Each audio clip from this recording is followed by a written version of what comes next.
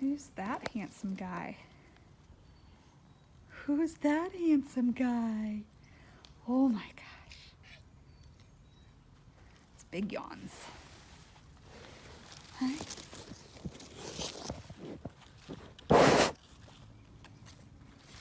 Hi everybody, and welcome to a new segment of our virtual tour.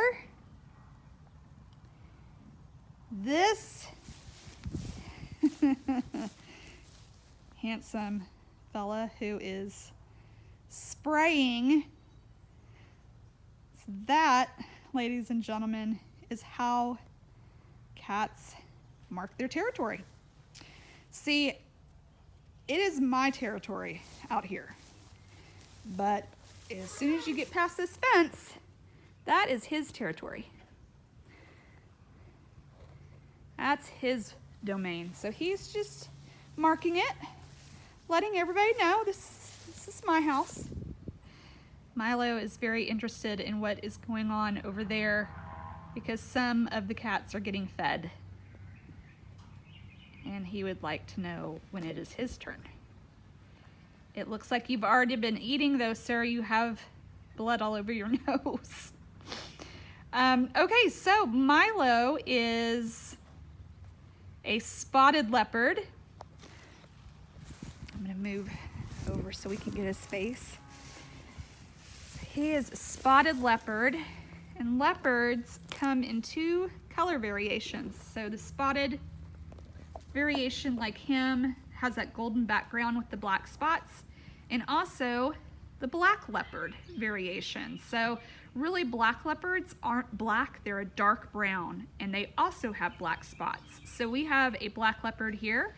You'll meet her in the next segment, and hopefully you'll be able to see her spots. But yeah, they both have spots. If you were to shave both of them, you would see the spots on their skin.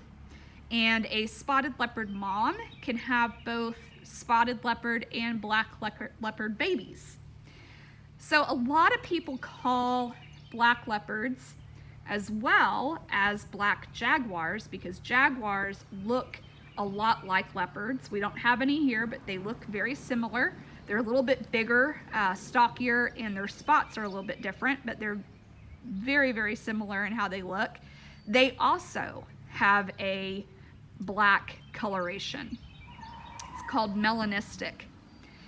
And a lot of people call black jaguars or black leopards black panthers.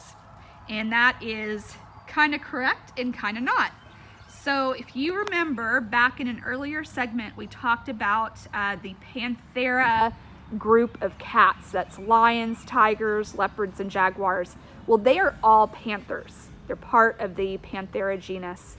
So they're all considered panthers. So if you have a black leopard or a black jaguar, they are indeed black panthers. But a lot of people mean it to say that they're a totally different kind of cat. So a black leopard is absolutely no different than a spotted leopard. They're not a different species. They're just a different color variation. So Milo here, a little bit about his story. Believe it or not, Milo the leopard was bought and kept as a pet. An elderly woman kept him as a pet and had him when he was just a baby. He keeps moving, so I keep moving. So Milo, yeah, he was purchased as a cub to be this woman's pet, and she fed him, hand fed him. He slept in the bed with her. But as he grew up, he started being a leopard, and he wasn't house trained, and he probably started getting aggressive and eating the furniture. And she decided that having a leopard as a pet probably wasn't a good decision, and she was right. So she brought him here. The downside, well, there's many downsides to having these animals as pets. Number one, the danger that they pose to people. But it's also what happens to them after their owners decide that they can't or don't want to take care of them anymore. They are very expensive to take care of. They need special food. They need special housing. They need special vets. And a lot of people realize that they've gotten in over their heads once they've had one of these animals and they've gotten a little bit older. So no matter what situation these animals are in, they are creatures of habit. They get used to their environment, and they can even form very strong bonds with the people that take care of them. And when they're removed from that environment and separated from those people, even if it's the right thing for them, it can be really hard on them. And that was the case with Milo. He got here and he was very upset. He missed his home, he missed his owner. He had major trust issues because he was abandoned here. And despite the level of care we gave him, it really affected him, and he had a really hard time for a very long time. But he eventually came around. It took a lot of work and a lot of time, but he learned to trust us. He started forming very close bonds with certain people, and he really got used to his environment.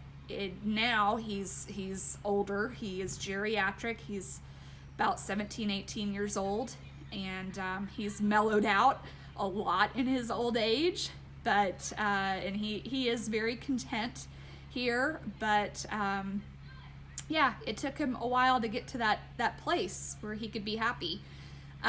Leopards are also just really scary animals. A lot of people ask us if we're more afraid of tigers or lions, and honestly the answer is leopards. And he's gonna disappear around the corner. We're just gonna look at his rear end.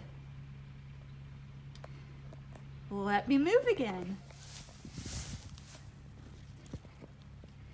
So leopards, the point I was getting to is that they are very scary because they're super fast, they're super agile, and they're really strong.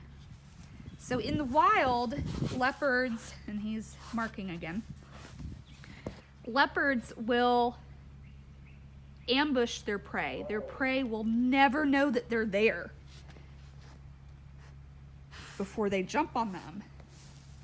And then they will carry their prey, which can often be bigger than they are, up into a tree. And they do that to keep it away from other animals that may steal it from them. Animals that are bigger and stronger than they are, like hyena or lions. So in place of a tree, since Milo's enclosure has to have a roof, he has this structure that goes up, and he takes his food up there to eat a lot. It's just his instinct to get up high. But they are just incredible hunters. They're like I said, they're so fast and they're so strong and they're so unpredictable. And they're a little more aloof and he likes to lick the ground and rub on it. And as I'm talking about how scary leopards are, he does that. Again, like I've talked about, they have two sides. They can be really cute and really sweet, and then the next minute, really dangerous. They're always dangerous, but they show that dangerous side of them.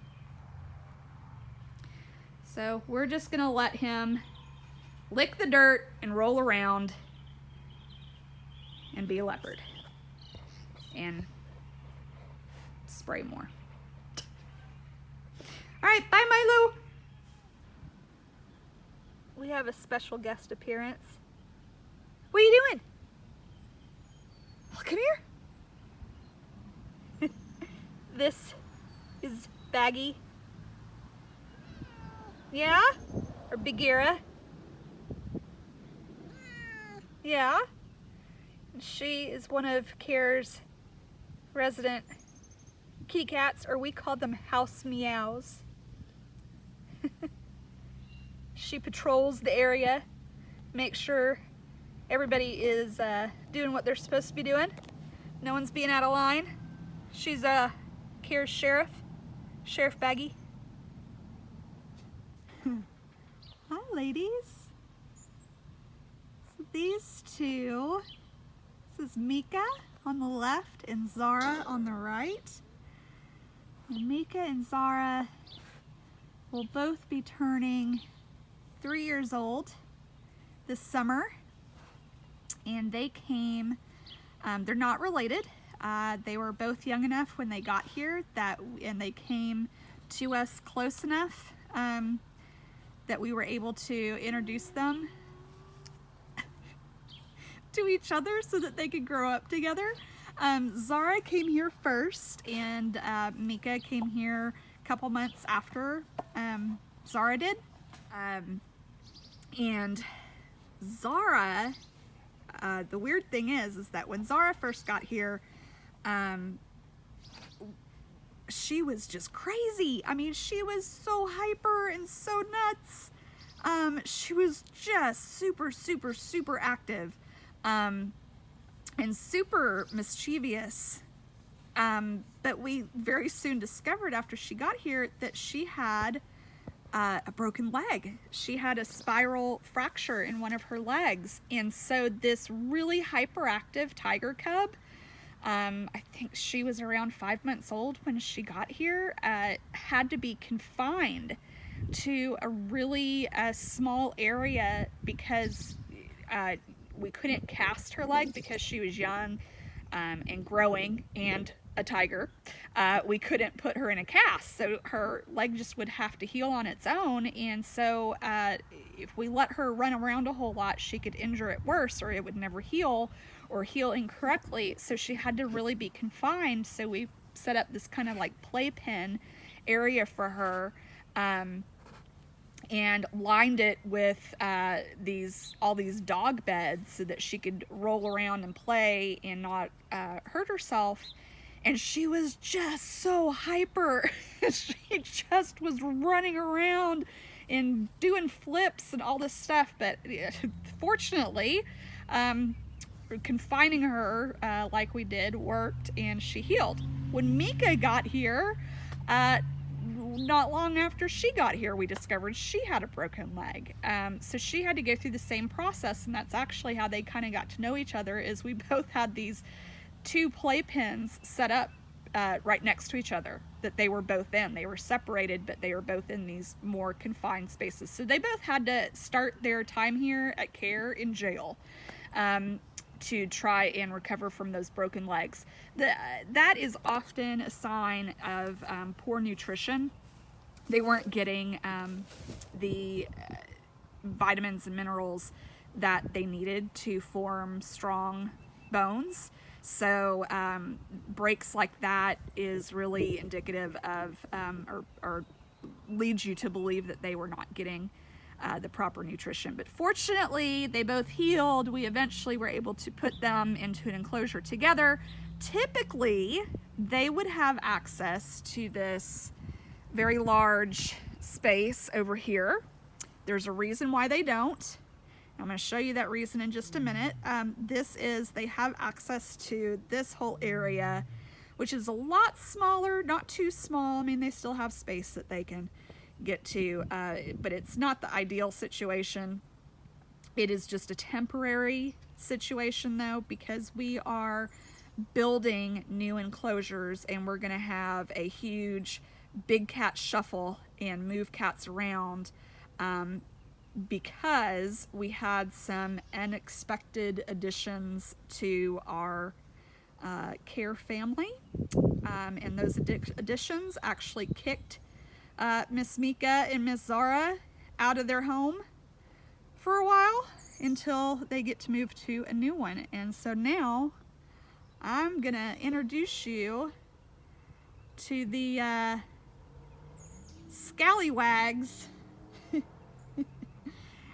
that kicked these 2 lovely ladies out of their home. So hold on just one moment.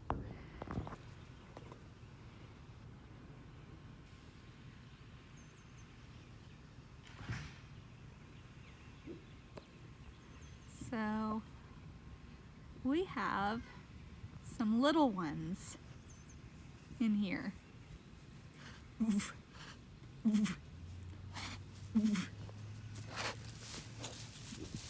So we have 4 about 7-month-old cubs in here. 3 boys, 1 girl. Leon, Idris, Kona, and Kel. Here's another one of the cubs. There's another one lying over there. What you doing, cutie? So these 4 cubs came to us. We got 2 of them first, and then we got the second 2 several weeks later. So the first 2, we were contacted by another facility that they had changed management, ownership, and were supposed to be neutering and spaying all their animals because the former owner had been breeding. And they currently had some babies and were really overwhelmed, said that they were not able to take care of them, and asked them if we could take 2 tiger cubs in, and they were really young at the time. And so we agreed to take in Leon and Kel. And then a couple weeks later, we were contacted again and said that there were 2 more, and they were supposed to go somewhere else and ended up not going to that place, not sure why, and if we would take the other 2. And so we said, okay, sure, we'll take them. So then we had 4. We think they're all the same age, so we think that they're all siblings, but we don't know for sure.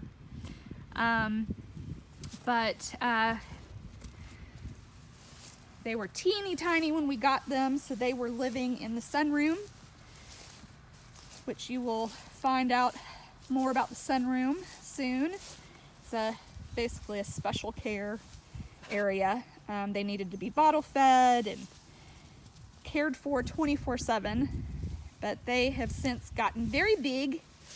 They're all over 100 pounds now, so they're big. So we needed to move them. They were in the sunroom, then they had a temporary outside area, and the bigger they got, we needed to move them. So that is why they kicked Mika and Zara out of their enclosure.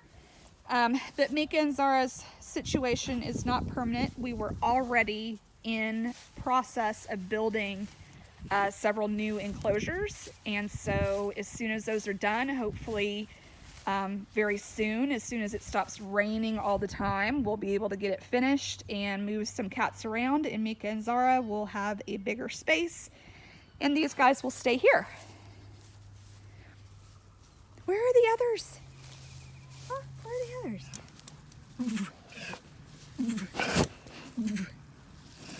So that little snuffle noise I introduced you to a while back with Selena.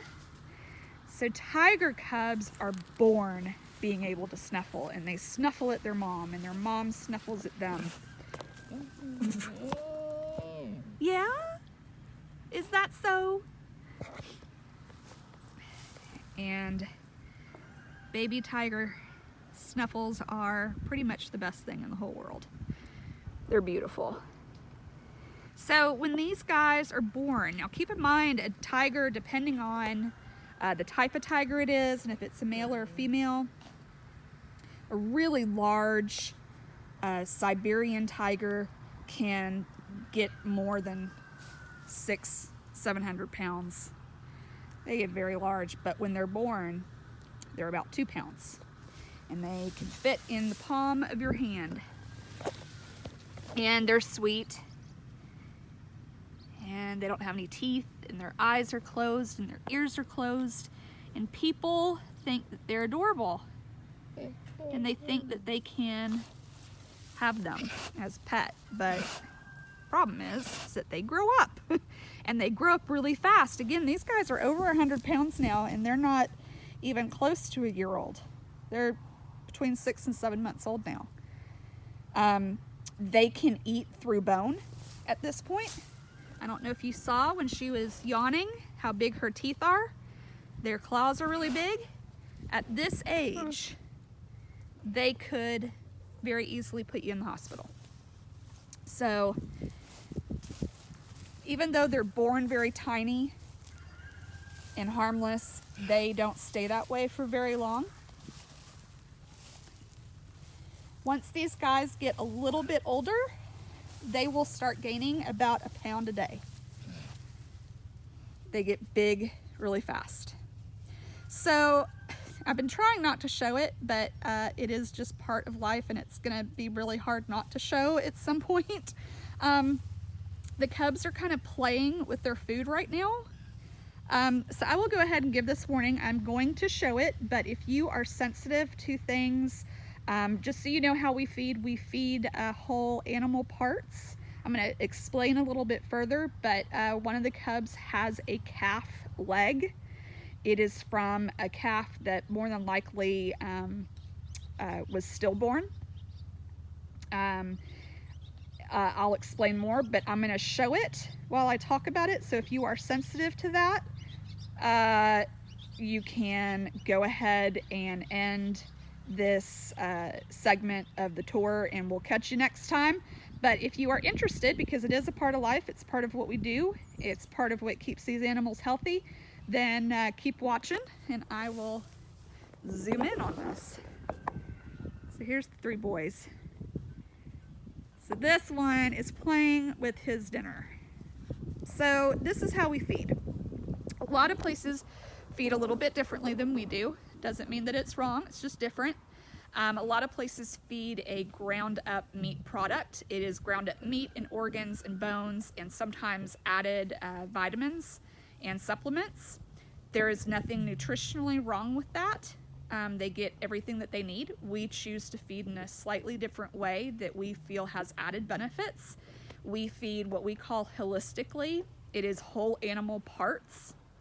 The animals that we feed are donated to us from our local community. We're way out in the country, so we have access to a lot of ranchers and farmers, and when they have animals, livestock that die or that need to be put down because they are dying or in pain, they bring them to us, and that's what we feed. It actually serves a really amazing service to the community where people do not have to pay for a veterinarian. They don't have to pay for a disposal service. A lot of the owners in the area actually take a lot of comfort in bringing their animals here, particularly if they were close to them, because at least if they have passed away or need to be humanely euthanized, then at least their death is going to have something good come out of it, which is these animals are going to be fed. Big cats, all cats, are what's called obligate carnivores, meaning they have to eat meat to survive. They cannot survive on anything else. They will eat grass. They will consume plant material in the prey that they eat, but they can't survive on that. They have to have meat to survive. So we have to get our meat from somewhere, and we might as well get the freshest meat that we possibly can and use animals that either, again, have already passed away or are really injured, very old, very sick, that need to be put out of their misery anyway. Kind of circle of life kind of thing, and it is mutually beneficial. What that does is it not only allows them to have really, really fresh food, but it isn't just good for their nutrition, it's good for other parts of their body. So if you look, in order to eat, they have to tear and bite through things. That makes them use the muscles in their jaws, their necks, their shoulders. Sometimes the grown-up cats, especially if they live in groups, they get a bigger, well, hello there. They get a bigger part of the body, and so they have to use their muscles to drag it around, to move it. They will bite through bone. They will bite through ribs. They will bite through muscle and tissues, and that all causes them to use different parts of their heads and necks and shoulders and legs. Also, the parts that we give, we keep the hide on, so that hair, when they bite through it, actually works like tooth floss, and it keeps their gums and teeth very, very healthy.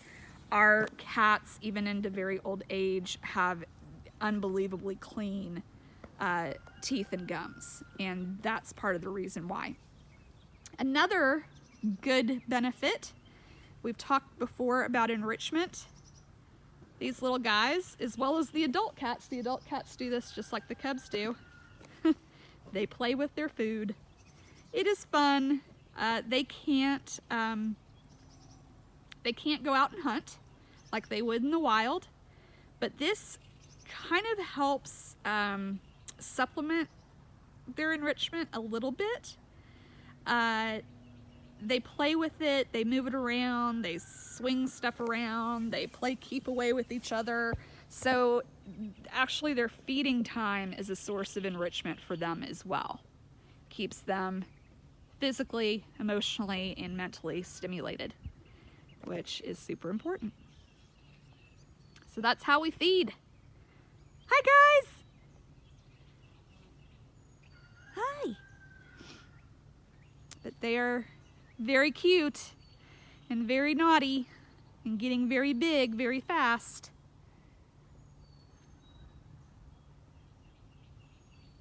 All right, I think that does it for today. I know probably everybody could sit here and watch these guys forever. But if you want to see more, we have lots more video and photos. Check out our website, learn more about the animals that you met. Follow our social media so you can stay updated on how they're doing. Subscribe to our YouTube channel so the next time that we post a new segment of the virtual tour, you'll be notified. And thank you guys for watching. Stay healthy, stay safe, take care of yourselves and each other. And there's Kel hanging out with Mika and Zara. All right, that's it for today. Thank you guys. Bye.